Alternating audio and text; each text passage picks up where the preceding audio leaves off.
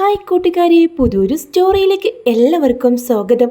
അങ്ങനെ എല്ലാവരും ആകാംക്ഷയോടെ കാത്തിരിക്കുന്ന ആ ഒരു എപ്പിസോഡാണ് അലീന. അലീന ആരാണെന്ന് വൈജയന്തി തിരിച്ചറിയുന്ന ആ ഒരു കിടിലൻ എപ്പിസോഡ്. തൻ്റെ സ്വന്തം മകളാണ് അലീനയെന്ന് വൈജയന്തി തിരിച്ചറിയുന്ന ആ ഒരു എപ്പിസോഡാണ് കേട്ടോ. അങ്ങനെ അലീനയെ ആ വീട്ടിൽ നിന്ന് വീണ്ടും വൈജയന്തി ഓരോ പ്രശ്നങ്ങളുണ്ടാക്കി പറഞ്ഞു വിടുന്നുണ്ട്. ഇപ്പോഴത്തെ പ്രശ്നം ബാലചന്ദ്രനുമായിട്ട് അലീനയ്ക്ക് അവീത ഉണ്ടെന്ന പേരിലായിരുന്നു. ബാലചന്ദ്രന് അതോടകം ഒരു കാര്യം മനസ്സിലാക്കിയിരുന്നു. വൈജയന്തിയുടെ മകളാണ് അലീന എന്ന കാര്യം. അതറിഞ്ഞതോടുകൂടി അലീനയോട് കൂടുതൽ അടുക്കുകയും വൈജയന്തിയോട് ചെറിയൊരു അകൽച്ച കാണിക്കുകയും ചെയ്യുന്നുണ്ട്. കാരണം താൻ ഇത്രയേറെ വിശ്വസിച്ച തൻ്റെ ഭാര്യ ഒരു മകളുണ്ട് വിവാഹത്തിന് മുമ്പെന്നറിഞ്ഞ ഏതൊരു ഭർത്താവിനും തോന്നുന്ന ആ ഒരു അകൽച്ച മാത്രമേ ആ ഒരു സമയത്ത് ബാലചന്ദ്രനുള്ളൂ. എന്നാലോ ബാലചന്ദ്രൻ ആ സമയത്തെല്ലാം അലീനയോട് വലിയ സ്നേഹവും അടുപ്പവും കാണിക്കുന്നുണ്ട്. ഇതൊന്നും ഒട്ടും തന്നെ വൈജയന്തി സഹിക്കുന്നില്ല. ഇതിൻ്റെ പേരിലെ വൈജയന്തി പല ദിവസം വഴക്കാവാണ്. ആ ഒരു സമയത്ത് ബാലചന്ദ്രൻ പറയും, ഞാൻ നിന്നോട് അകൽച്ച കാണിക്കുന്നുണ്ടെങ്കിൽ അത് നിന്റെ സ്വഭാവം കൊണ്ടാണ്. പിന്നെ അലീനയോട് അവളോട് ഞാൻ കൂടുതൽ അടുപ്പമൊന്നും കാണിക്കുന്നില്ല. അവൾ എനിക്കെൻ്റെ മകളെ പോലെയാണ്. ഇത് കേട്ട വൈജയന്തി പറയും, അതിപ്പോൾ ഇങ്ങനെയൊക്കെ പറയും. തൊലിവെളുപ്പുള്ള പെണ്ണുങ്ങളെ കണ്ട നിങ്ങൾ ആണുങ്ങളൊക്കെ മയങ്ങും. നിങ്ങളെ മകളൊന്നുമല്ലല്ലോ, മകളെപ്പോലെ എന്നൊക്കെ പറയാം. നിങ്ങൾക്കിവിടെ 3 മക്കളുണ്ട്. അവരെ നിങ്ങൾ മകളായി കണ്ടാൽ മതി. അതെന്താ, എൻ്റെ മകളെ പ്രായമല്ലേ ഉള്ളൂ അലീനയ്ക്ക്. അവളെൻ്റെ മകളായി കണ്ടാൽ എന്തെങ്കിലും കുഴപ്പമുണ്ടോ വൈജയ്? അതൊന്നും എനിക്കറിയില്ല. നിനക്ക് നിൻ്റെ നെഞ്ചു തൊട്ട് പറയാൻ പറ്റുമോ എന്നെ ചതിച്ചിട്ടില്ലെന്ന്? നീ ഇത്രക്കും വലിയ പരിശുദ്ധിയാണെന്ന് നിനക്ക് പറയാൻ പറ്റുമോ? ഇത് കേട്ട വൈജയന്തി ഒന്നും മിണ്ടാതെ വാ അടച്ച് നിൽക്കാട്ടോ. എന്താ ബാലചന്ദ്ര, ഈ ഒരു പ്രായത്തിൽ എന്നെ സംശയമാണോ?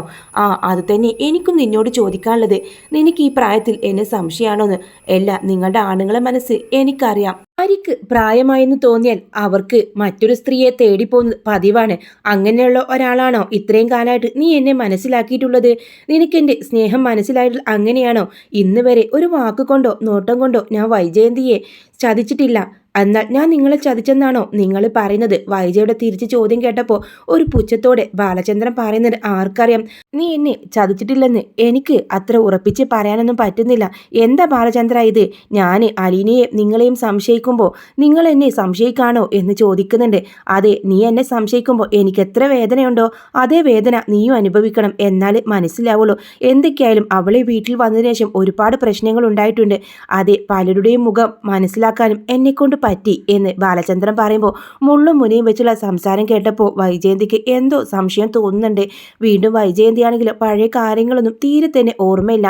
അങ്ങനെ ഒരു പ്രസവം നടന്നിട്ടുണ്ടെങ്കിലും വൈജയന്തിയുടെ മനസ്സിൽ ആ കുഞ്ഞു മരച്ചുപോയെന്ന് കുഞ്ഞിരാമനും ശിവേട്ടനും പറയാതെ മാത്രമായിരുന്നു കേട്ടോ.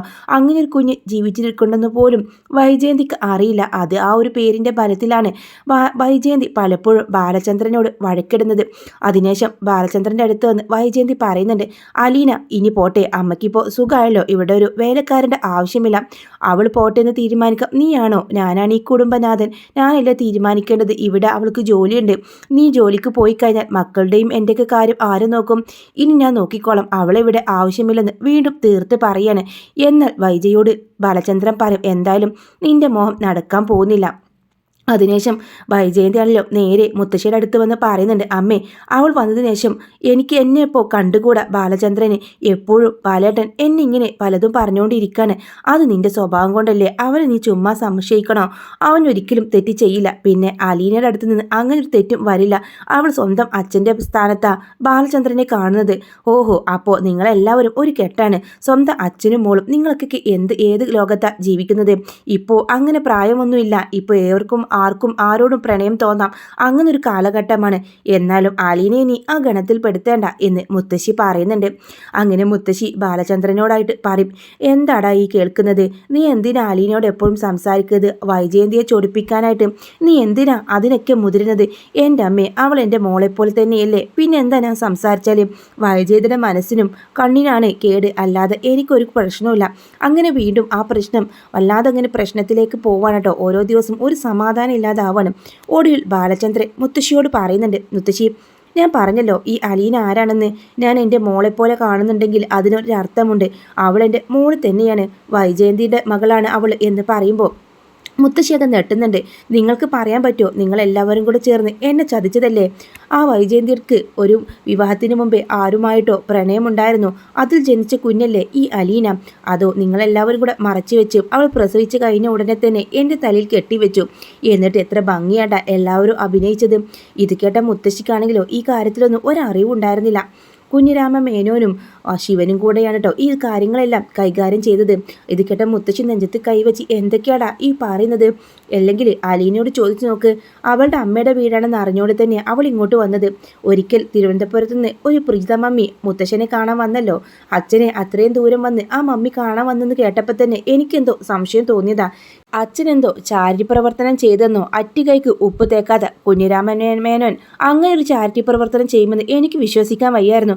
അത്രയും പ്രായമായ ഒരു സ്ത്രീ ഒറ്റയ്ക്ക് അച്ഛനെ കാണാൻ വരിക, അതിൻ്റെ പിന്നിലായിട്ട് മനുവിനെയും കൂട്ടി രഹസ്യമായിട്ട് അവിടെ പോവുക, എന്നിട്ടൊരു ഹോം നേഴ്സിനെ ബുക്ക് ചെയ്യുക, ഇതൊക്കെ കേട്ടപ്പോൾ എനിക്ക് സംശയം തോന്നിയതാ. പക്ഷേ സംശയിക്കേണ്ട കാര്യമില്ലെന്നാ പിന്നെ എനിക്ക് തോന്നിയത്. എന്നാൽ അവൾ എല്ലാ വ്യക്തതയോടുകൂടിയാണ് ഇങ്ങോട്ട് വന്നത്. അവളുടെ പരിചിത മമ്മി അവളോട് എല്ലാം പറഞ്ഞിട്ടുണ്ടായിരുന്നു. അവളുടെ അമ്മ ഇവിടുത്തെ വൈജയന്തിയാണെന്നും കുഞ്ഞിരാമൻ മേനോൻ്റെ പേരക്കുട്ടിയാണെന്നും ഒരു അവസ്ഥയിൽ അവൾ അവിടെ ആക്കിയതാണെന്നും ഈ കാര്യം ആരോടും പറയരുതെന്ന് വാക്ക് കൊടുത്തിരുന്നു അവൾ. പക്ഷേ ഇത് ഞാൻ എങ്ങനെ അറിഞ്ഞെന്നായിരിക്കും മുത്തശ്ശി ഇപ്പോൾ അമ്മ ഇപ്പോൾ ആലോചിക്കുന്നത്. അവൾക്ക് വന്ന ഒരു രേവതിക്കുട്ടിയില്ലേ അവളുടെ കൂടെ ഉണ്ടായിരുന്ന, അവൾ വഴിയാണ് ഞാൻ ഈ കാര്യങ്ങളൊക്കെ അറിഞ്ഞത്. അപ്പോൾ എല്ലാ സത്യങ്ങളും അവൾ എന്നോട് തുറന്ന് പറഞ്ഞു. പിന്നെ എൻ്റെ മറ്റ് 3 മക്കളെ ആലോചിച്ചാൽ ഇതൊരു വലിയൊരു വിഷയമാക്കാത്തത്. വൈജയന്തി വീണ്ടും വീണ്ടും എന്നിങ്ങനെ കുത്തി നോവിക്കാണെങ്കിൽ ഇതൊക്കെ എനിക്കങ്ങ് പറയേണ്ടി വരും. ഇത് കേട്ട മുത്തശ്ശിയാകെ ചങ്ക് പിടിഞ്ഞ് നിൽക്കാട്ടോ. എൻ്റെ ഈശ്വര, എന്തൊക്കെയാണ് ഞാൻ ഈ കേൾക്കുന്നത് എന്ന മട്ടിലാണ്. മോളെ, നീ എൻ്റെ പേരക്കുട്ടിയാണോ? ഞാൻ കേട്ടതൊക്കെ സത്യമാണോ? മുത്തശ്ശി, ഒരിക്കലും ഇവരാരുടെയും ജീവിതം തകർക്കണമെന്ന ഉദ്ദേശത്തിലല്ല ഞാൻ വന്നത്. ഒരു മറക്കപ്പുറം എനിക്ക് എല്ലാവരെയും കാണണമെന്ന് ആഗ്രഹം ഉണ്ടായിരുന്നുള്ളൂ. മറ്റൊരിടമില്ല പോവാൻ. അതുകൊണ്ടാണ് ഇങ്ങനെ മുത്തശ്ശൻ എന്നോട് ഇങ്ങോട്ട് കൊണ്ടുവന്നത്. ഇതിൻ്റെ പേരിൽ മനുവേട്ടനെ എനിക്ക് ജോലി വാങ്ങിത്തരാനും ഏൽപ്പിച്ചിരുന്നു. അങ്ങനെ ജോലി വാങ്ങി ഞാനങ്ങ് പോകുമായിരുന്നു. എനിക്ക് ആരുടെയും അവകാശങ്ങളോ അധികാരങ്ങളോ ഒന്നും ആവശ്യമില്ല. എന്നാലും മോളെ, നിന്ന് ഞാൻ തിരിച്ചറിയാതെ പോയല്ലോ എന്ന് പറഞ്ഞ് മുത്തശ്ശി പൊട്ടിക്കരയും അവളെ കെട്ടിപ്പിടിക്കുകയും ചെയ്യുന്നുണ്ട്. വൈജയന്തിയാണെങ്കിലോ ഇതൊന്നും അറിയില്ല. ബാല, ഒരിക്കലും വൈജ ഇതറിയരുത്. അവൾക്കത് താങ്ങാൻ കഴിയില്ല. അവളെ അന്ന് ചതിച്ചതാണെന്ന് അവൾ പറയും. എന്താണ് സംഭവിച്ചതെന്ന് നമുക്ക് ആർക്കും അറിയില്ലല്ലോ. അതെ, എന്നെയും എല്ലാവരും കൂടെ ചതിച്ചതല്ലേ, ഞാൻ സഹിച്ചില്ലേ. പക്ഷേ നിന്നെപ്പോലെ ആയിരിക്കില്ല, അവൾ എന്തെങ്കിലും കടുങ്കൈ ചെയ്യും എന്ന് പറയുന്നുണ്ട്. എന്തായാലും നല്ല ജീവിതമൊക്കെ ഇങ്ങനെയൊക്കെ കഴിഞ്ഞു. ചതിച്ചു, എന്നെ പറ്റിച്ചു. പക്ഷേ വൈജ എൻ്റെ ജീവിതത്തിലേക്ക് വന്നതിന് ശേഷം അവൾ എന്നെ ഒരിക്കലും ചതച്ചിട്ടില്ലെന്നാണ് എൻ്റെ വിശ്വാസം. അതങ്ങനെ തന്നെ ഇരിക്കട്ടെ. ആ ഒരു സ്നേഹം എനിക്ക് ഇപ്പോഴും അവളോടത്തുണ്ട്. അങ്ങനെയെങ്കിലും അവളെ ഒഴിവാക്കാൻ എനിക്കാവില്ലല്ലോ. വിവാഹത്തിന് മുമ്പ് തെറ്റ് പറ്റിയതായിരിക്കാം. എന്താണെന്ന് സംഭവിച്ചെന്ന് ഞാൻ ശിവേട്ടനോട് ചോദിച്ചായിരുന്നു എന്ന് പറയാനും. അങ്ങനെ വൈജയന്തി ആണെങ്കിലോ ഈ വിവരം അലീനയുടെയും ബാലചന്ദ്രൻ്റെയും വിവരം പറയാനായിട്ട് ശിവൻ്റെ അടുത്തേക്ക് പോകുന്നുണ്ട്. ശിവൻ അവളെ കണ്ടതും, എന്താ വൈജ, എന്ത് പറ്റിയത്? നിന്റെ മുഖത്താ ഇങ്ങനെ? എന്താ ശിവേട്ട ഇത്? പെണ്ണിനെ അവിടുന്ന് പറഞ്ഞു വിടണം. ബാലചന്ദ്രൻ ഇപ്പോൾ എൻ്റെ കാര്യത്തിൽ യാതൊരു ശ്രദ്ധയുമില്ല. ഏത് സമയം അവളെടുത്ത് സംസാരിക്കുകയും ചിരിക്കുകയും ഒക്കെ ചെയ്യുന്നു. എന്നെ അദ്ദേഹത്തിനൊരു പുച്ഛമാണ്. എന്തൊക്കെയോ കുത്തി കുത്തി പറയുന്ന പോലെ. എന്താ വൈജ നീ ഈ പറയുന്നത്? ബാലചന്ദ്രൻ അങ്ങനെയൊക്കെ ചെയ്യോ? പിന്നെ നിങ്ങൾക്ക് ഞാൻ പറഞ്ഞതാണോ കള്ളം? അവൻ ഒരിക്കലും അങ്ങനെ ചെയ്യില്ല. അലീന പെൺകുട്ടിയും അങ്ങനെ ചെയ്യില്ലെന്നാണ് എൻ്റെ വിശ്വാസം. ശിവനടുത്ത് ബാലചന്ദ്രൻ കാര്യങ്ങളൊക്കെ പറഞ്ഞിട്ടുണ്ടാവും. നിങ്ങൾ എന്നെ ചതിച്ചതല്ലേ എന്നെല്ലാം ചോദിച്ചുകൊണ്ട് തന്നെ അതോട് തന്നെ ഒരു ഒഴുക്കം മട്ടിലാട്ടോ വൈജയന്തിയോട് സംസാരിക്കുന്നത്. നീ ഇതിൻ്റെ പേരൊന്നും വെറുതെ പ്രശ്നങ്ങൾ ഉണ്ടാക്കണ്ട. ജീവിതം ഒന്നേയല്ലേ ഉള്ളൂ. അങ്ങ് തട്ടിമുട്ടി അങ്ങ് പോയേക്ക്. എന്താ ശിവേട്ട, നിങ്ങളൊക്കെ ഈ എന്നെ ഒഴിവാക്കാൻ ശ്രമിക്കാണോ? അങ്ങനെയല്ല മോളെ, നിന്നെ ഞങ്ങൾ ഇതുവരെ ഒഴിവാക്കിയിട്ടുണ്ടോ? നിനക്ക് നല്ലൊരു ജീവിതം ഉണ്ടാക്കി തന്നല്ലേ ഞാനും അച്ഛനും കൂടെ. ബാലചന്ദ്രൻ നല്ലവനാ, അവൻ ഒരിക്കലും നിന്നെ ചതിക്കില്ല. അപ്പോൾ ഞാനാണോ ചതിക്കാൻ നടക്കുന്നത്? വൈജയ്, കഴിഞ്ഞതൊന്നും നീ മറന്നിട്ടില്ലല്ലോ. അതുകൊണ്ട് തന്നെ കൂടുതൽ ഡയലോഗൊന്നും അടിക്കേണ്ട. വെറുതെ ബാലചന്ദ്രനെ സംശയിക്കുകയും വേണ്ട എന്ന് പറയുന്നുണ്ട്. അതിനുശേഷം അങ്ങനെ വൈജയന്തിനെല്ലാം മനസ്സ് വിഷമിച്ച് വരാട്ടോ. ആ ഒരു സമയത്ത് കാണുന്ന കാഴ്ച ബാലചന്ദ്രനാണെങ്കിലോ തീരെ വയ്യാതെ കിടക്കുന്നുണ്ടാവും. ആ ഒരു സമയത്ത് നെഞ്ചുവേദന എടുക്കുന്നതുകൊണ്ടായിരിക്കും അലീന ആ റൂമിലേക്ക് ചെല്ലുന്നുണ്ട്. എന്താ സാറേ, എന്താ പറ്റിയത്? വല്ലാതെ നെഞ്ചരിച്ചിൽ എന്ന് പറയുന്നുണ്ട്. നമുക്ക് ഹോസ്പിറ്റലിലേക്ക് പോകണം. അത് വേണ്ട, നീ കുറച്ച് ചൂടുവെള്ളം കൊണ്ടുവന്നാൽ മതി എന്ന് പറയാം. അങ്ങനെ അലീന കിച്ചണിൽ ചെന്നിട്ട് ചൂടുവെള്ളവുമായിട്ട് വരുന്നുണ്ട്. എന്നിട്ട് ബാലചന്ദ്രന് കൊടുക്കാണ്. ബാലചന്ദ്രൻ അത് കഴിച്ചതിന് ശേഷം, അല്ലോ നല്ല വേദനയുണ്ട്, എന്നാൽ സാറേ നമുക്ക് ഹോസ്പിറ്റലിലേക്ക് പോവാം, ഞാൻ വിളിക്കാം. അത് വേണ്ട, കുറേ സമയം കിടന്നാൽ മാറിക്കോളും. ആ ഒരു സമയത്ത് ഒരു തോർത്തിൽ ചെറിയ ചൂടുവെള്ളം എടുത്തുകൊണ്ട് ആ നെഞ്ചുഭാഗത്തേക്ക് ഇങ്ങനെ വെച്ച് കൊടുക്കായിരിക്കും അലീന. അവളിങ്ങനെ നോക്കുന്നുണ്ട്.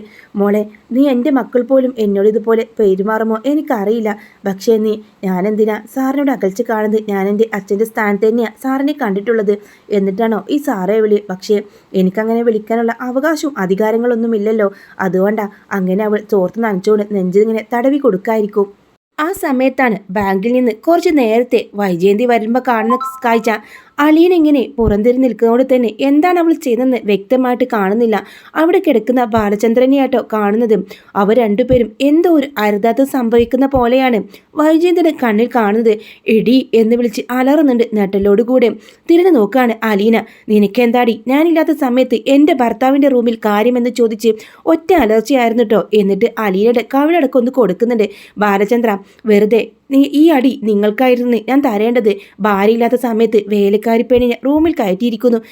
നാണമുണ്ടോ? ഇത്രയും വലിപ്പമുള്ള പെൺമക്കളുണ്ടല്ലോ നിങ്ങൾക്ക്. എൻ്റെ ജയെ, നീ എന്ത് കരുതിയിട്ടാ ഈ പറയുന്നത്? അലീന എനിക്ക് നെഞ്ചുവേദന എടുത്തുകൊണ്ട് വെള്ളം കൊണ്ടുവന്ന് തരാൻ വന്നതാ. അങ്ങനെയാണെങ്കിൽ വെള്ളം തന്നിട്ട് അവൾ പോകണമായിരുന്നു. അവൾക്കെന്തായിരുന്നു ഇവിടെ പണി? അപ്പോഴാണ് വൈജയന്തി ആ കാഴ്ച കാണുന്നത്. അവളുടെ കയ്യിൽ ഒരു തോർത്തുണ്ടെന്ന കാര്യം. എന്താ നിനക്ക് ഇവിടെ പണി? നീ എന്താ ഇവിടെ ചെയ്തുകൊണ്ടിരുന്നത്? പേടിക്കൊണ്ട് അലീനക്ക് ഒന്നും പറയാൻ പറ്റാത്ത ഒരവസ്ഥയിലായിരുന്നു കേട്ടോ. അലീന കരഞ്ഞോണ്ട് കിച്ചണിലേക്ക് ഓടിപ്പോവാണ്. എൻ്റെ വൈജയ്, എന്നെ നെഞ്ചുവേദന എടുത്ത് ഇവിടെ കിടക്കായിരുന്നു. ഹോസ്പിറ്റലിൽ പോകാമെന്ന് ആ കുട്ടി ഒരുപാട് തവണ പറഞ്ഞതാ. വേണ്ട, നീ വരട്ടെ എന്ന് കരുതി ഞാൻ ഇവിടെ കിടന്നതാ. കുറച്ച് ആശ്വാസമാവുമല്ലോ എന്ന് കരുതി. ഗ്യാസ് പ്രോബ്ലം ആണെങ്കിൽ അത് മാറിക്കിട്ടുമെന്ന് കരുതി കുറച്ച് ചുടുവെള്ളം എടുത്ത് തടവിക്കൊണ്ടിരിക്കായിരുന്നു അവൾ. നീ എന്ത് കരുതിട്ടാ ഇതിനോട് അങ്ങനെയൊക്കെ പെരുമാറുന്നത്? ആഹോ, എനിക്ക് മനസ്സിലാവുന്നുണ്ട് നിങ്ങളുടെ അടവ്. പക്ഷേ ഇനി ഞാൻ ഇത് വെച്ച് മാറ്റില്ല. അവളെ ഈ വീടിന് ഒരു നിമിഷം ഞാൻ നിർത്തില്ല. എടി, നിന്റെ ബാഗും പെട്ടിയും കൊടുക്കൊക്കെ എടുത്തോ, മര്യാദയ്ക്ക് ഇറങ്ങിക്കോ. ഇനി നീ ഇവിടെ നിൽക്കുമെന്ന് ഒരിക്കലും നീ കരുതേണ്ട. നിന്നെ ഇവിടെ നിർത്താൻ വേണ്ടി ഇവർക്കൊക്കെ ആയിരുന്നല്ലോ വലിയ ഉത്സാഹം. പക്ഷേ നീ ഇനി ഇവിടെ വേണ്ട എന്ന് കടുപ്പിച്ച് പറയുന്നുണ്ട്. മുത്തശ്ശി അവിടേക്ക് വരുന്നുണ്ട്. ഓഹോ, അമ്മ ഇവിടെ ഉണ്ടായിരുന്നോ? അമ്മയും ഇതിന് കൂട്ടാണല്ലോ എന്ന് പറയണം. എന്താ വൈജയ്, എന്താ ഉണ്ടായത്? ഞാൻ അവിടെ ഒന്ന് മയങ്ങിപ്പോയി. ഓ, അത് തന്നെ, നിങ്ങളിങ്ങനെ മയങ്ങിപ്പോണം. ഈ അലീന എന്താ ചെയ്തുകൊണ്ടിരിക്കുന്നറിയോ? ഞാനില്ലാത്ത സമയത്ത് ഇയാള് ബെഡ്റൂമിൽ കയറ്റി. ഇത് കേട്ട മുത്തശ്ശി ഇങ്ങനെ വാപ്പൊളിക്കുന്നത്. എന്താ വൈജയ്, നാവുണ്ടെന്ന് കരുതിയിട്ട് എല്ലാം വിളിച്ചു പറയണമെന്ന് നിന്നോട് ആരായി പറഞ്ഞത്? പിന്നെ ഞാൻ എൻ്റെ കണ്ണിൽ കണ്ട കാഴ്ചയാണ്. ഇനി ആര് സപ്പോർട്ട് കാര്യമില്ല എന്ന് പറഞ്ഞ് മുത്തശ്ശിയുടെ റൂമിലേക്ക് ചെന്നിട്ട് അലീനയുടെ ബാഗിൽ അവളുടെ ഡ്രസ്സുകൾ കുത്തി നിറക്കാട്ടോ. എന്നിട്ട് അലിയുടെ കയ്യിൽ കൊടുക്കാം. മര്യാദക്ക് ഇപ്പം തന്നെ കിട്ടുന്ന വണ്ടിക്ക് പോയിക്കോ, ഇനി ഇവിടെ നിന്നെ കണ്ടുപോകരുത്. അങ്ങനെ കുറച്ച് രൂപ എടുത്തിട്ട് അലിയുടെ കൈവെള്ളയിൽ വെച്ച് കൊടുക്കുന്നുണ്ട്. നിന്നോട് പോവാനാ പറഞ്ഞത്, ഇനി നിന്നെ കണ്ടുപോകരുത്. നിന്റെ എന്തെന്ന് വെച്ചാൽ എടുത്തോണ്ട് പോയിക്കോ എന്ന് പറയാണ്. കണ്ണീരോട് കൂടെ അലീന തൻ്റെ ബാഗിലേക്ക് തൻ്റെ മമ്മിയുടെ ഫോട്ടോ എല്ലാം ആക്കുന്നുണ്ട്. അതിനുശേഷം അവൾ പുറത്തേക്ക് ഇറങ്ങി പോവാണ്. അങ്ങനെ കുറച്ച് ദൂരം കഴിയുമ്പോൾ അവൾക്ക് എവിടേക്ക് പോകണമെന്നോ എന്ത് ചെയ്യണമെന്നോ അറിയില്ല കേട്ടോ. ആ ഒരു സമയത്താണ് മനുവിൻ്റെ കാറ് അവളുടെ മുമ്പായിട്ട് വന്ന് നിൽക്കുന്നത്. എവിടെ പോവാ? ബാഗും പെട്ടിയും കൊടുക്കുകയൊക്കെ ഉണ്ടല്ലോ. ഞാൻ അവിടെ നിന്ന് പോവാ. അല്ല അലീന, എങ്ങോട്ട് പോവും? മനു ചോദിക്കാണ്. അത് പിന്നെ ഞാൻ വന്നിടത്തേക്ക് പോവും. അതിനവിടെ ഇപ്പോൾ അങ്ങനൊരു അനാഥാലയം ഇല്ലല്ലോ. എന്നാലും അവിടെ എനിക്കറിയുന്ന എന്തെങ്കിലുമൊക്കെ ഉണ്ടാവും. നീ വണ്ടിയിൽ കയറി. ഞാനില്ല മനുവേട്ട. എന്നിട്ട് വേണം മനുവേട്ടനെ പോലും ഞാൻ നാശാക്കിയെന്ന് പറയാൻ. നിന്നോട് വണ്ടിയിൽ കയറാനാ പറഞ്ഞത്. ഞാനല്ലേ നിന്നെ അവിടെ നിന്ന് കൊണ്ടുവന്നത്. എനിക്കറിയാം എന്ത് ചെയ്യണമെന്ന്. അങ്ങനെ അലീനെ വണ്ടിയിൽ കയറ്റി മനു കൊണ്ടുപോകുന്നത് അവൻ്റെ വീട്ടിലേക്കാട്ടോ. കമലയാണെങ്കിലോ അവർ രണ്ടുപേരും വരുന്നത് കാണുമ്പോൾ, എന്താ മനു, എന്താ ഇവളിവിടെ ജോലിയൊന്നുമില്ല, അതിന് ഇവൾ 2 ദിവസം ഇവിടെ നിൽക്കട്ടെ, അതിനുള്ളിൽ ഞാൻ ജോലി ശരിയാക്കിയിട്ട് അവളെ ഞാൻ എവിടേക്കെന്ന് വെച്ചാൽ മാറ്റിക്കോളാം. അത് പറ്റില്ല, ഒരു നിമിഷം ഇവിടെ നിൽക്കാൻ പറ്റില്ല, പിന്നില്ലേ 2 ദിവസം. അത് പറയാൻ അമ്മയ്ക്ക് എന്താ അധികാരം? അപ്പോഴേക്കും ശിവൻ അങ്ങോട്ട് വരുന്നുണ്ട്. ശിവന് അറിയാം ഇപ്പോൾ അലീന തൻ്റെ വൈജയുടെ മകളാണെന്നും തൻ്റെ അച്ഛൻ അന്ന് കൊണ്ടുവിട്ടതാണെന്നും. എന്നാൽ അതൊന്നും പുറത്ത് കാണിക്കാതെ, എന്താ മനു, എന്താ കാര്യം? അതെ, അലീന ഇവിടെ 2 ദിവസം നിൽക്കുന്നുണ്ട്. അവൾക്കൊരു ജോലി ശരിയാവുന്ന പോലെ അവിടുന്ന് ആൻറ്റി എന്തൊക്കെയോ കാണിച്ചു കൂട്ടി ഇവളെ അവിടെ നിന്ന് ഇറക്കി വിട്ടു. ഇവളുടെ കയ്യിലിരിപ്പോണ്ടായിരിക്കും, അല്ലാതെ വെറുതെ ഒന്നും ഇരുത്തിവിടില്ല. അതേ അമ്മേ, വെറുതെ ഓരോരുത്തരെ കുറിച്ച് അനാവശ്യം പറയരുത്. വൈജയ ആൻറ്റിയുടെ സ്വഭാവം നിങ്ങൾക്കറിയാലോ. അവർ എന്തൊക്കെ കാണിച്ചു കൂട്ടുന്നെന്ന് അറിയില്ലേ എന്ന് ചോദിക്കാൻ ഒടുവിൽ ശിവൻ പറയുന്നത്, 2 ദിവസത്തെ കാര്യമില്ല കമലെ, അവൾ ഇവിടെ നിന്നോട്ടെ. അങ്ങനെ മനുവിൻ്റെ അടുത്ത് ഇല്ല ഞാൻ പോയിക്കോളാം എന്ന് അലീന ആണയിട്ട് പറയുന്നുണ്ട്. അതൊന്നും വേണ്ട, നീ എവിടേക്കാ പോകുന്നതെന്ന് എനിക്കറിയാം. അങ്ങനെ പിന്നെ മനുവിൻ്റെ അന്വേഷണം അലീനയുടെ അച്ഛനെ കുറിച്ചാണ് അലീന മനുവിനോട് പറയുന്നുണ്ട്. എനിക്ക് എൻ്റെ അച്ഛൻ ആരാണെന്ന് അറിയണം, അതറിഞ്ഞേ മതിയാവും. ഒന്നല്ലെങ്കിൽ അത് നിങ്ങളുടെ അച്ഛനെ അറിയാം, അല്ലെങ്കിൽ പിന്നെ ആർക്കും അറിയാമെന്ന് കരുതിയാൽ എങ്ങനെയെങ്കിലും അത് കണ്ടുപിടിച്ചേ മതിയാവും. മനു പിന്നെ അതിനുള്ള അന്വേഷണത്തിലായിരിക്കട്ടോ. അങ്ങനെ ഒടുവിൽ മനു അത് കണ്ടെത്തിയിരിക്കുന്നു. അലീനയുടെ അച്ഛൻ ആരാണെന്നും വൈജയന്തിയും അയാളും തമ്മിൽ എന്ത് ബന്ധമായിരുന്നെന്നും അവർ വിവാഹം വരെ രജിസ്റ്റർ ചെയ്തവരായിരുന്നു. പിന്നീടാണ് അവർ രണ്ട് വീട്ടുകാരും ജാതി മതത്തിൻ്റെ പ്രശ്നത്തിൽ വേർപിരിക്കായിരുന്ന കാര്യവും അലീന അറിയുന്നത്. അതോടുകൂടെ അവൾ അച്ഛൻ്റെ അടുത്തേക്ക് ചെല്ലാണ്. അവിടെ ഒരുപാട് കാര്യങ്ങൾ പ്രയാസങ്ങളും അലീനയ്ക്ക് നേരിടേണ്ടി വരുന്നുണ്ട് കേട്ടോ. ഇതിനിടയിൽ മാമച്ചൻ്റെയും രേസാമയുടെയും രേവതിക്കുട്ടിയുടെയും ഒക്കെ സ്റ്റോറികൾ വരുന്നുണ്ട് കേട്ടോ. ഞാനിപ്പോൾ പറഞ്ഞത് അലീനയുടേത് മാത്രമാണ്. അവരുടെ സ്റ്റോറിയിലും വലിയൊരു ട്വിസ്റ്റ് സംഭവിക്കുന്നുണ്ട്. ഈ അലീനയുടെ ആൻറ്റി, അതായത് അച്ഛൻ്റെ പെങ്ങളായിരിക്കും മാമച്ചൻ്റെ മരുമകളായിട്ട് ആ വീട്ടിലേക്ക് വരാൻ പോയിരുന്ന കുട്ടി. ആ മകന് പ്രണയിച്ചിരുന്ന കുട്ടി അവളായിരിക്കും. അവളുമായിട്ടായിരിക്കും അവരുടെ വിവാഹം വരെ ഉറപ്പിച്ചിട്ടുണ്ടാവുക. ആ സമയത്താണല്ലോ മാമച്ചൻ്റെ മകൻ മരിക്കുന്നത്. അപ്പോൾ ആ വിവാഹം മുടങ്ങുകയും ചെയ്യുന്നുണ്ട്. അലീന ചെല്ലുന്ന സമയത്ത് ഒരു റൂമിൽ അടച്ചിട്ടിരിക്കുന്ന ഈ ആൻറ്റിയെ കാണാണ്. ആ ആൻറ്റിയുടെ മാനസിക നില ആകെ തെറ്റിയിട്ടുണ്ടാവും. ഒരു ഭ്രാന്ത അവസ്ഥയിലായിരിക്കട്ടോ. പതിയെ പതിയെ അലീനയാണ് കേട്ടോ ആ കുട്ടിയെ വെളിച്ചത്തേക്ക് കൊണ്ടുവരുന്നത്. പഴയ ഒരു ആളാക്കി മാറ്റുന്നത് അലീന തന്നെയാണ്. അവളുടെ മകൾ ജീവിച്ചിരിക്കുന്നുണ്ടെന്ന കാര്യം രേവതിക്കുട്ടി ഇങ്ങനെ ഗർഭിണിയായിരുന്നു, ആ പ്രസവിച്ചു എന്നൊക്കെ കാര്യങ്ങളൊക്കെ രേവതിക്കുട്ടി ആ ഒരു കത്ത് കണ്ടല്ലോ. ആ ഒരു സമയത്ത് അവൾ ഗർഭിണിയായിരുന്നു എന്ന് രേവതിക്കുട്ടി അലീനയുടെ അടുത്ത് പറയുന്നുണ്ട്. ആ ഒരു സമയത്ത് ഈ വീട്ടിലേക്ക് വരുന്ന അലീനയും അത് കണ്ടുപിടിക്കുകയാണ്. അവൾ പ്രസവിച്ചിട്ടുണ്ട്, പക്ഷെ ആ കുഞ്ഞിന് എന്ത് സംഭവിച്ചെന്ന് അറിയില്ല. പ്രസവിച്ചുടഞ്ഞ് അവർ മാറ്റിയതായിരിക്കുമെന്ന് അറിയാം. ആ കുഞ്ഞൊടുവിൽ നമ്മളെ ചിന്നുമോളാണെന്നൊക്കെ ഇവർ കണ്ടെത്തുന്നുണ്ട് കേട്ടോ. ആ ഒരു സ്റ്റോറിയും ഇതിലേക്കിടയിലേക്ക് വരുന്നുണ്ട്. അതിനൊക്കെ ശേഷമാണ് നമ്മളെ വൈജയന്തി മനസ്സിലാക്കുന്നത് അലീന തൻ്റെ മകളാണെന്ന കാര്യം മനസ്സിലാക്കുന്നത്. അങ്ങനെ അച്ഛൻ്റെ അടുത്ത് വളരെ ഫ്രണ്ട്ലി ആയിട്ട് സംസാരിക്കുകയൊക്കെ ചെയ്യുന്നുണ്ട് അലീന. തൻ്റെ അച്ഛനൊരു ഗൗരവക്കാരനാണ്, എന്നാലും ആ മുഖത്ത് ഒരു പട്ടാളക്കാരന് ഗൗരവമൊക്കെ ഉണ്ടെങ്കിലും അലീനയോട് വളരെ സൗമ്യമായിട്ടാട്ടോ അയാളുടെ മനസ്സിൽ അവളോട് സ്നേഹം മാത്രമാണ്. ഒരുപാട് ആഗ്രഹിച്ചതായിരുന്നു വൈജയന്തിയും അവളുടെ അമ്മയൊക്കെ ഒരുമിച്ചുള്ള ആ ഒരു ജീവിതം അയാൾ ആഗ്രഹിച്ചായിരുന്നു. അതുകൊണ്ട് തന്നെ ഞാൻ ആഗ്രഹിച്ച ജീവിതമല്ല കിട്ടിയത് മനസ്സിലാക്കിയ ലാലിച്ചൻ്റെ സ്വഭാവത്തിൽ വളരെ വ്യത്യാസമായിരുന്നു. ലാലിച്ചൻ എപ്പോഴും ഒരു ഗൗരവക്കാരനും ദേഷ്യക്കാരനൊക്കെ ആയിട്ട് നമ്മളെ വൈജയന്തിയുടെ പോലെ തന്നെയായിരുന്നു. വൈജയന്തി എങ്ങനെയാണോ ഇവിടെ പെരുമാറുന്നത് ആ ഒരു രീതി തന്നെയാട്ടോ അവിടെ ലാലിച്ചൻ്റെയും പെരുമാറ്റം. ഒടുവിൽ അച്ഛനെ മൊരുക്കിയെടുക്കുന്നുണ്ട് അലീന. അങ്ങനെ അച്ഛനും മോളും കൂടെ വളരെ സൗഹൃദത്തിൽ നല്ല രീതിയിൽ കളിക്കൂട്ടുകാരായിട്ട് പോവായിരിക്കും. അങ്ങനെ അലീനയെക്കുറിച്ചൊന്നും യാതൊരു വിവരമില്ലാതെ വൈജയന്തിക്കാണെങ്കിൽ വളരെ ആശ്വാസമാട്ടോ അവളുടെ വീട്ടിൽ. ആ സമയത്ത് മുത്തശ്ശി ഒന്ന് പറയുന്നുണ്ട്, എടി നിനക്ക് ഇപ്പോൾ സമാധാനമായില്ലേ? ആ പെൺകൊച്ചിനെ ഇവിടെ നിന്ന് പറഞ്ഞു വിട്ടപ്പോൾ നിനക്ക് എന്തായിരുന്നു ഇത്ര ധൃതി? അവളെ നിൻ്റെ മോളെ പ്രായമാവുന്ന പെണ്ണല്ലേ ഉള്ളൂ, അതും കരുതി എൻ്റെ മോളൊന്നല്ലല്ലോ എന്ന് പറയാണ്. ആര് പറഞ്ഞു നിൻ്റെ മോളല്ലെന്ന്? നിൻ്റെ മോളെ തന്നെയാണ്, എനിക്ക് അങ്ങനെയാണ് തോന്നിയിട്ടുള്ളത്. വൈജയെ കുത്തിക്കൊണ്ട് മുത്തശ്ശി പറഞ്ഞപ്പോൾ ദേഷ്യം കൊണ്ട് വൈജയന്തി അമ്മയോട് എന്തൊക്കെയോ പറഞ്ഞിട്ട് എണീറ്റ് പോകുന്നുണ്ട്. ആ സമയത്ത് ബാലചന്ദ്രനാണെങ്കിൽ വളരെ പരവേശയാവട്ടോ, വയ്യാതെ ആവുന്നുണ്ട്. ഒരു പ്രാവശ്യം അറ്റാക്ക് ഉണ്ടായതാണോ അലീന വൈജയൻ്റെ മകളാണെന്ന് അറിയുമ്പോൾ അറ്റാക്ക് ഉണ്ടാകുന്നുണ്ട്. ആ ഒരു സമയത്ത് കുറച്ച് സമയം കഴിയുമ്പോൾ വീണ്ടും ബാലചന്ദ്രന് തീരെ സുഖമില്ലാതെ ICUവിലാവുന്നുണ്ട്. അതിനുശേഷം അവർ പറയും ബാലചന്ദ്രൻ ഇങ്ങനെ ICUവിലായി കിടക്കുന്ന സമയത്ത് വൈജയന്തിയെ വിളിക്കുന്നുണ്ട്. എന്നിട്ട് വൈജയൻ, എനിക്ക് നിന്നോടൊരു കാര്യം പറയാനുണ്ട്, എനിക്ക് അലീനയെ ഒന്ന് കാണണം, നീ ദേഷ്യമൊന്നും പറയരുത്. അലീനയെ കാണാനോ? നിങ്ങൾക്ക് എന്താ ഭ്രാന്തുണ്ടോ? വേലക്കാരി പെണ്ണെ കാണാനാണോ നിങ്ങളുടെ ആഗ്രഹം? മരിക്കാൻ കിടക്കുമ്പോഴും ഇത് തന്നെ ആയിരിക്കണം ആഗ്രഹം. വൈജയൻ, ഞാൻ പറയുന്നൊന്ന് കേൾക്ക്, എനിക്ക് അവളെ കാണണം. എനിക്ക് നിന്നോടൊരു കാര്യം പറയാനുണ്ട്, അതൊന്നും പറ്റിയില്ല, പക്ഷേ എൻ്റെ അവസാനത്തെ ആഗ്രഹമാണ്, നീ ഇത് സാധിപ്പിച്ച് തരണം. ഒടുവിൽ മനുവിൻ്റെ അടുത്ത് വൈജ പറയുന്നുണ്ട്, നിൻ്റെ അങ്കിളിനെ അവളെ കാണണം, ആ വേലക്കാരി എന്ന്. ആൻറ്റി എന്താ എപ്പോഴും അവളെങ്ങനെ വേലക്കാരി എന്ന് പറഞ്ഞ് തരം താഴ്ത്തുന്ന ആൻറ്റി? ഇതിനൊക്കെ ഖേദിക്കൂട്ടോ. ഞാനൊന്നും ഖേദിക്കാൻ പോകുന്നില്ല. നിൻ്റെ അങ്കിളിനിപ്പോൾ അതാണത്ര ആഗ്രഹം. അവളെ കണ്ടാലെങ്കിലും ജീവൻ തിരിച്ചു കിട്ടിയാലോ, അവളെ പോയി കൊണ്ടുവരാം എന്ന് പറയുന്നുണ്ട്. അങ്ങനെ ഒടുവിൽ മനു അലീനയെ കണ്ടെത്താനായിട്ട് അവളുടെ അച്ഛൻ്റെ വീട്ടിലേക്ക് ചെന്നിട്ട് തന്നെ അലീനയോട് ഇങ്ങനെ ബാലചന്ദ്രന് തീരെ സുഖമില്ലെന്നും നിന്നെ കാണണമെന്ന് ആഗ്രഹം പറയണമെന്ന് പറയുമ്പോൾ അലീന വരാമെന്ന് സമ്മതിക്കുന്നുണ്ട്. ആ സമയത്ത് അവൾ ലാലിച്ചനോട് പറയും, ഞാൻ നിന്നിരുന്ന വീട്ടിലെ സാറിന് തീരെ സുഖമില്ലെന്ന്, എന്നെ കാണണമെന്ന്. അതിനെന്തിനാ അയാൾ നിന്നെ കാണുന്നത്? എനിക്കൊരു അച്ഛൻ്റെ സ്നേഹം പരിഗണയും തന്നിരുന്ന ഒരു മനുഷ്യനാണ്. പാവം, അദ്ദേഹത്തെ എനിക്കൊന്ന് കാണണം. അദ്ദേഹത്തിൻ്റെ ആ ഒരു അസുഖം ഭേദമാവാൻ പ്രാർത്ഥിക്കുകയും വേണം. ശരി ഞാൻ കൊണ്ടുവിടാം എന്ന് പറയുന്നുണ്ട്. അങ്ങനെ അലീനയും കൂട്ടിയിട്ട് ലാലിച്ചനാട്ടോ ഹോസ്പിറ്റലിലേക്ക് വരുന്നത്. അലീന വലിയൊരു കാറിൽ വന്ന് ഇറങ്ങുന്നത് ജനാൽ വാതിലൂടെ വൈജയന്തി കാണുന്നുണ്ട്. ഓഹോ, ഇപ്പോൾ അവൾ ഏതൊരു പണക്കാരനെയാണോ ആവോ വനവൈശി പിടിച്ചത്. എന്തായാലും അവൾ മിടിക്കാണ്. അവളുടെ വരവ് കണ്ടില്ലേ, അലീന പഴയതുപോലെ നല്ലൊരു അടിപൊളി ചുരിദാറൊക്കെ ഇട്ടുകൊണ്ടാണ് കേട്ടോ ആ പഴയ ഒരു അനാഥ കുട്ടി എന്ന ആ ഒരു ലെവലിൽ നിന്ന് മാറി അലീന ഇപ്പോൾ നല്ലൊരു മോഡേൺ ഡ്രസ്സൊക്കെ ഇട്ടിട്ടാണ് കേട്ടോ വരുന്നത്. അലീനെ കണ്ടതും വൈജയന്തി പറയും, ഓഹോ നിന്റെ വേഷത്തിലും പരിഷ്കാരത്തിലൊക്കെ മെച്ചപ്പെട്ടല്ലോ, ഇപ്പോൾ ആരാടി നീ വലവീശി പിടിച്ചിട്ടുള്ളത് എന്ന് ചോദിക്കുമ്പോൾ വൈജയന്തിയോട് അവൾ മുഖത്ത് നോക്കി പറയുന്നുണ്ട്, ഇതിന് മറുപടി ഞാൻ ഇപ്പോൾ പറയുന്നില്ല, പതിയെ നിങ്ങൾക്ക് മനസ്സിലായിക്കൊള്ളൂ എന്ന് പറഞ്ഞ് ഐസിയുടെ വാതിൽ തുറന്ന് ബാലചന്ദ്രനെ കാണാനായിട്ട് പോകുന്നുണ്ട്. ബാലചന്ദ്രനെ കണ്ടിട്ട് അവൾ സംസാരിക്കുക, എന്ത് പറ്റിയതാ ഇത്രയും പെട്ടെന്ന് ഇങ്ങനെ? അറിയില്ല മോളെ, എനിക്ക് നിന്നെ കാണണമെന്ന് ആഗ്രഹം തോന്നി. ഇനിയെങ്കിലും സത്യങ്ങളൊക്കെ വൈജ അറിയണ്ടേ? വേണ്ട, ഒരിക്കലും അറിയണ്ട, എന്നെ ഇഷ്ടപ്പെടില്ല, അല്ലെങ്കിൽ എന്നെ കണ്ട ദേഷ്യമാണ്, പിന്നെ എന്തിനാ പറയുന്നത്? എന്നാലും ഞാൻ മരിക്കുന്നതിന് മുമ്പേ എനിക്ക് പറയണം. അതിന് സാറ് മരിക്കുമെന്ന് ആരാ പറഞ്ഞത്? ഇനിയും ഒരുപാട് വർഷം ജീവിച്ചിരിക്കാനുള്ളതാ, ഇങ്ങനൊന്നും പറയില്ല സാറേ എന്ന് പറഞ്ഞുകൊണ്ട് കയ്യിൽ പിടിക്കുന്നുണ്ട്. അസുഖമൊക്കെ മാറും, തിരിച്ച് പഴയതുപോലെ നടക്കും. കുറച്ച് ദിവസം സാർ ICU മാറിയിട്ട് വീട്ടിലേക്ക് വരുമ്പോൾ ഞാൻ അവിടേക്ക് വരാം. ഇനിയിപ്പോൾ മാഡം എതിർത്താലും കുറച്ച് ദിവസം ഞാൻ അവിടെ നിൽക്കാം, അതൊന്നും വേണ്ട. എന്തായാലും എണീറ്റിരിക്കുമെന്ന് പറഞ്ഞിട്ട് ബാലചന്ദ്രൻ എണീറ്റിരിക്കുന്നുണ്ട്. ഡോക്ടർ വന്ന് നോക്കുന്ന സമയത്ത് അവിടെ അലീനയുണ്ട് കേട്ടോ. അലീന ഡോക്ടറോട് കാര്യങ്ങളൊക്കെ ചോദിക്കുന്നുണ്ട്. തൽക്കാലം ആൾ രക്ഷപ്പെട്ടു.